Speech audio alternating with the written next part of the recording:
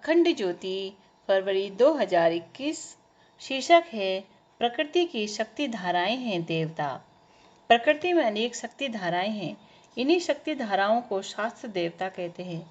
भारतीय परंपरा में अनेक देवता हैं, इसीलिए इसे बहुदेववादी कहा जाता है। देवता आखिरकार है क्या?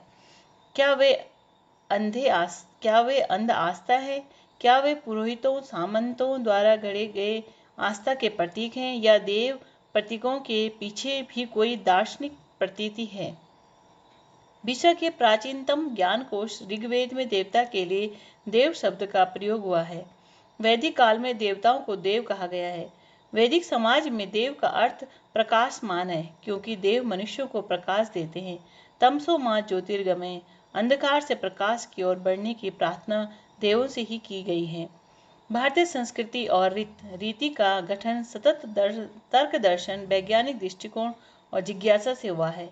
यहाँ कोई उद्घोषणा नहीं है। ऋग्वेद में एक जगह देवताओं की संख्या 33 बताई गई है, तो दूसरी जगह 33 करोड़ बताई गई है। देवता प्रकृति की प्रकाशमान शक्तियाँ हैं। भारत की प्रज्ञा ने प्रकृति की शक्तियों का विनम्र अध्ययन किया है, विश्लेषण किया है। ऋषियों ने जहाँ जहाँ ऊर्जा देखी, वहाँ वहाँ देव की अनुभूति भी पाई। अंग्रेजी का शब्द है डिवाइन। यह दिव्य का ही रूपांतरण प्रतीत होता है। डिव का अर्थ दिव्य है, इसी से डिवाइन और डिविनिटी, परमेश्वर और पवित्रता शब्द निकले हैं। डेविल इसका उल्टा है। भारत में देवता के उलट कोई दूसरा शब्द नहीं है। ऋग्वेद में वर्णित देवतंत्र ऋग्वेद के जमाने का देवतंत्र नहीं है। देवता पुराने हैं। ऋग्वेद के ऋषि परंपरा के अनुसार उनकी स्तुतियां करते हैं, लेकिन दार्शनिक विकास के कारण उनका रूप व्यापक और विभु बनाते हैं। ऋग्वेद के ऋषि प्राचीन देवता के सीमित रूप आकार को असीम तक ले जाते हैं। देखने और दर्शन करने में बारीक अंतर है। हम वस्तु, व्यक्ति या दृश्य देखते हैं। देखने में आंख उपकरण बनती है। संस्कृत में इसके लिए प्रत्यक्ष आंखों के सामने शब्द का प्रयोग हुआ है, लेकिन दर्शन सिर्फ देखना ही नहीं है। इसीलिए लोक परंपरा में मंदिर जाने को दर्शन करना कहते हैं। देखने में मूर्ति पत्थर है, लेकिन दर्शन में कुछ और है। देखने में संत महात्मा भी मनुष्य है, लेकिन दर्शन में कुछ और है। इसीलिए आस्थावादी ईश्वर के भी दर्शन की इच्छा व्यक्त करते हैं। देवता भी काव्य, मंत्र और ऋचा में रूप आकार पाते हैं। ऋग्वेद के पहले के समाज में देवताओं का रूप आकार सुनिश्चित है। ऐसे ही यूनानी समाज में भी देवताओं का बिंब रूप व्यवस्थित है। ऋग्वेद में यही बात इंद्र के लिए कही गई है और कठोपनिषद में आगे फिर यही बात वायु के लिए।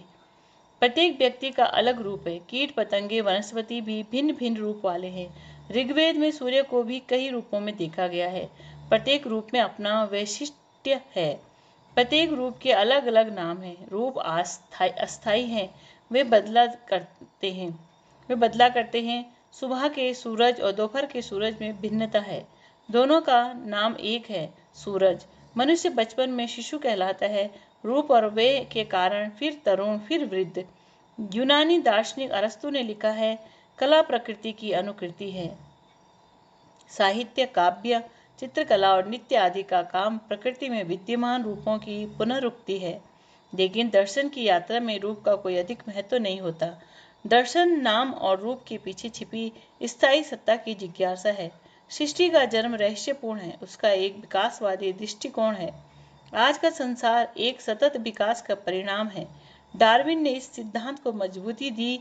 सिद्धांत आस्थावादियों का है। उनके अनुसार ईश्वर, परमात्मा, गॉड या अल्लाह ने सृष्टि बनाई। कुछ चिंतक जल को आदि तत्व मानते हैं, तो कुछ अग्नि को। हिराक्लिटस अग्नि को ही आदि तत्व मानते थे। बाद के यूनानी चिंतकों ने पृथ्वी, जल, वायु और अग्नि ये 4 तत्व माने हैं। भारतीय चिंतन उक्त 4 तत्वों के साथ ही 5वें आकाश तत्व को भी मानता है। भारतीय दर्शन चिंतन वैज्ञानिक चिंतन और सतत जिज्ञासा के जरिए विकसित हुआ है। भारतीय देवता कोरी आस्था का प्रतीक नहीं है, बल्कि प्रकृति की शक्तियाँ ही यहाँ देवता है। प्रकृति की विराट ऊर्जा ही सब तरफ नाना रूपों, शब्दों और ध्वनियों में खिलती है। रूप, रस, गंध, स्पर्श और श्रवण की शक्तियों के पीछे एक अनाम महा ऊर्जा छिपी है। भारतीय दर्शन प्रकृति के विस्तार को कार्य कहता है और इस कार्य के पीछे छिपी ऊर्जा को कारण। यही वैज्ञानिक शब्दावली भी है। भारतीय दर्शन ने उसे कारण ब्रह्म कहा। इसे अव्यक्त और सृष्टि को व्यक्त कहा गया है। सारे नाम रूपों का कारण एक है। नाम अलग अलग है क्योंकि रूप अलग अलग है। नामांतरण की सारी कार्रवाई हजारों वर्ष से जारी विराट लोक समुदाय के बीच ही चली, लेकिन दर्शन नामांतर के पीछे एक कारण सत्ता की अनुभूति की प्रतीति को देखना है। देवता प्रकृति की शक्तियां हैं। इनकी अभ्यर्थना एवं स्तुति के लिए नाम एवं रूप दिए गए हैं। अतः हमें देवताओं के रूपों को नमन करना चाहिए। शिक्षाप्रद प्रसंग। महर्षि रमण ने एक दिन कुछ भक्तों से पूछा, क्या उन्हें भगवान के दर्शन हो सकते हैं? महर्षि ने उन्हें बताया कि यह संभव है। दर्शन हो सकते हैं, परंतु उन्हें पहचानने वाली आंख चाहिए। कुछ क्षण रुककर उन्होंने कहा, एक सप्ताह तक चलने वाले समारोह के अंतिम दिन भगवान आएंगे। उन्हें पहचान कर उनके दर्शन कर लेना। भक्तों ने उत्साहपूर्वक समारोह का प्रारंभ किया। प्रतिदिन संकीर्तन होता। महर्षि रमण भी समय समय पर उसमें जाकर बैठ जाते। अंतिम दिन भंडारे का आयोजन था। भोग के लिए अनेक व्यंजन बनाए गए थे। मंदिर के सामने पेड़ के नीचे मैले कपड़े पहने एक कोढ़ी खड़ा था। वह इस आशा में खड़ा था कि शायद इसे भी प्रसाद मिल जाए। एक व्यक्ति उसके लिए प्रसाद ले जाने लगा तो दूसरे ने उसे प्रताड़ित करते हुए कहा कि प्रसाद भक्तजनों के लिए, किसी कंगाल कोढ़ी के लिए नहीं है, और वह उस दोने को वापस ले आया। महर्षि रमण यह दृश्य देख रहे थे।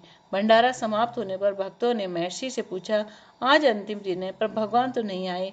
महर्षि ने शांत मुद्रा में उत्तर दिया, मंदिर के बाहर जो कोढ़ी खड़ा था वही तो भगवान थे। तुमने उन्हें पहचाना नहीं। भंडारे का प्रसाद बांटते समय भी तुम्हें इंसानों में अंतर दृष्टिगत होता है। यह सुनकर सभी शर्मिंदा हो गए।